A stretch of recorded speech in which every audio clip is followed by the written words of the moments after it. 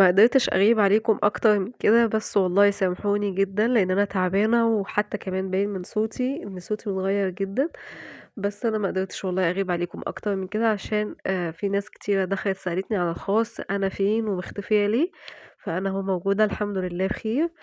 النهارده إن شاء الله هنعمل مع بعض ديزاين مقاس 18. الديزاين زي ما أنتم شايفينه كده كريمة، وحبيت كمان إن أنا أشارك معاكم اللقطات اللي أحمد كان بيشاركني فيها ابني. هو فضل يزن عليَّ طبعًا كان في فترة الأجازة أنا عايز يا ماما طيب أساعدِك، طب في حاجة أنا أقدر أساعدِك فيها، طب أنا عايز أعمل المولدات بتاعة عجينة السكر مش صعبة هاقدر إن أنا أساعدِك فيها، حابب أشوفها هتطلع عاملة إزاي؟ قُلت له: "خلاص تمام." بحيث إن أنا برضه شغالة وهو هيعمل حاجة جنبي. فهو كان ماسك المولد السيليكون اللي هو بتاع ديل السمكة، وزي ما أنتم شايفين كده كان بيحط العجينة لمدة مثلًا 30 ثانية في قلب الميكروويف عشان تفُك معاه تبقى لينة، وفي نفس الوقت برضه خلّيته حَط عليها بودرة CMC عشان تنشف معاه وتقدر إن هي تُقف معانا على الكيك، يعني عرّفته التفاصيل اللي إحنا هنعمل بيها الكيك. بصراحة سِبته شغّال فيها وأنا زي ما أنتم شايفين كده شغّالة في قلب الكيك، عملها ما شاء الله كانت جميلة جدًا، والعجينة كانت كل ما تنشف معاه يدخّلها الميكروويف 30 ثانية تفُك وبعد كده يطلّعها تاني يحطها في الميكروويف. كده هو بيضبّط الأطراف بتاعتها وعشان ما تطلعش فيها أي زيادات، وكمان كان بيفردها كده بالمردنة عشان تطلع كلّها متساوية. أنا بقى هنا عملت الكيكة زي ما أنتم شايفين كده، حطيت الأول طبقة كريمة بيضا عشان الكريمة الألوان ما تبقاش كمية كبيرة، والكمية دي على فكرة يا بنات إحنا بنشيل منها مع التسوية زي ما أنتم شايفين كده، أنا كل مرّة باشيل كده كريمة بالسكرابر وبارجع أحطها عندي في بولة. حطيت عندي هنا ألوان جل عملت بيه 3 ألوان، لون pink، لون موف، لون blue. طبعًا أنتِ بتحطّي النسبة اللي أنتِ حابة توصلي لها للكريمة، الألوان دي بتلقط معاكِ على طول عكس الأحمر وعكس الأسود، يعني حاجة بسيطة منها بتلقط معاكِ في الكريمة.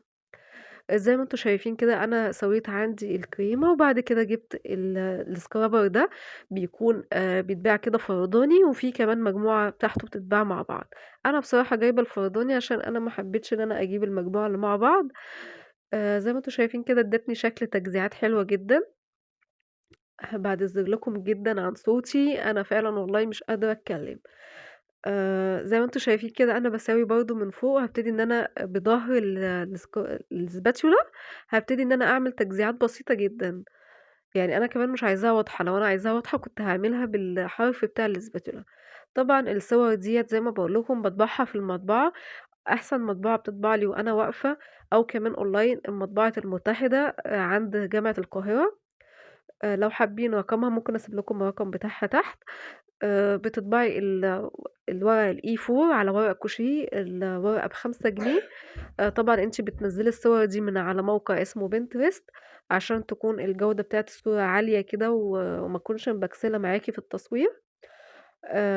بعد كده قصقصت أنا الصور وخلّيت برضه أحمد يكمّل معايا قصقصة، لإن أنا كنت شغّالة على الكيك، لإن كان معايا في الوقت ده ضغط كمان.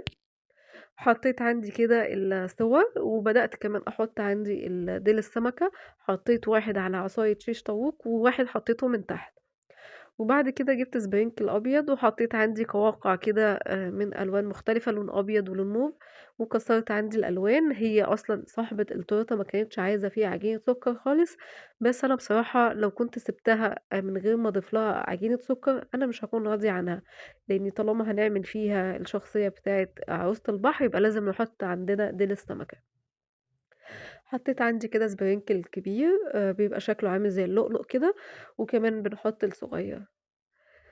بس كده، وكمان هاكسر عندي ديل السمكة هاكسره عندي بلون دست. كمان الحظ بقى للأسف كان الدست الجولد كان قرب يخلص، فكان هتلاقوا اللون مكسور بحاجة بسيطة ما كانش واضح أوي، بس برضه الكسرة بتاعة اللون الدست فرقت معايا في قلب ديل السمكة.